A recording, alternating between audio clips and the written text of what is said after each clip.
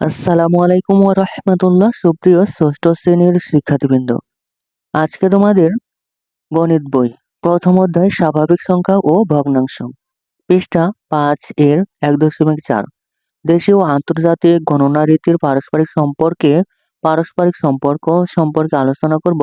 প্রিয় শিক্ষার্থী, তুমি যদি নিয়মিত ভিডিও দেখো তাহলে তোমাদের আর কোনো গাইড বই কিনতে হবে না ইনশাল্লাহ। সুতরাং চ্যানেলটি এখনই সাবস্ক্রাইব করে পাশে থাকতে পারো। চলো শুরু করা যাক। দেশীয় ও আন্তর্জাতিক রীতির পারস্পরিক সম্পর্ক। দেশীয় হচ্ছে একক, দশক, শতক, হাজার, অযুত, লক্ষ, নিযুত, কোটি। এগুলো হচ্ছে দেশীয় রীতি। আন্তর্জাতিক রীতি হচ্ছে একক, দশক, শতক, হাজার, মিলিয়ন, বিলিয়ন।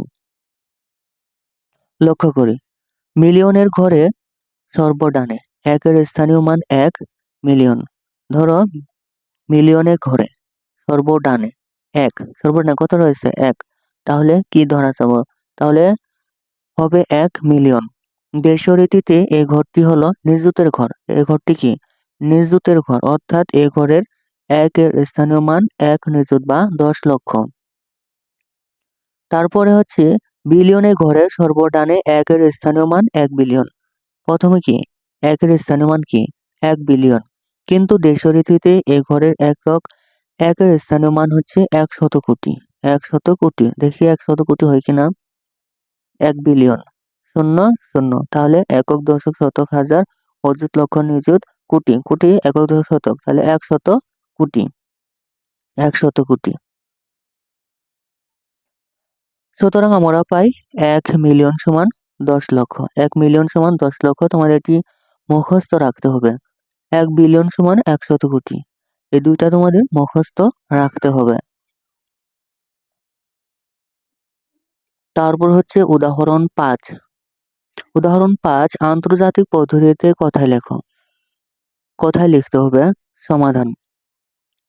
ডান দিক থেকে 3 অঙ্ক পর পর কমা বসিয়ে আমরা পাই। আন্তর্জাতিক পদ্ধতিতে 3 ঘর পর পর ডান দিক থেকে 3 ঘর পর পর কমা বসাতে হবে। তাহলে 3 ঘর পর কমা, 3 ঘর পর কমা, 3 ঘর পর কমা। সুতরাং সংখ্যাটিকে কথায় প্রকাশ করলে হয় 204 বিলিয়ন। 204 বিলিয়ন। তারপর হবে 340 মিলিয়ন।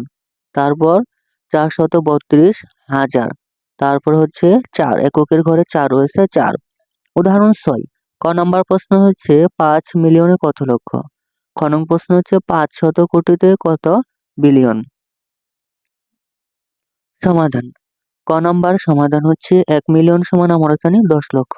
তোমাদের মুখস্থ করতে হবে 1 মিলিয়ন সমান 10 লক্ষ। সুতরাং 5 মিলিয়ন সমান 5 গুণন 10 লক্ষ সমান 50 লক্ষ। খ নম্বর প্রশ্ন হচ্ছিল 500 কোটিতে কত বিলিয়ন। 100 কোটি সমান 1 বিলিয়ন। সুতরাং 1 কোটি সমান 1 ভাগ 100 বিলিয়ন।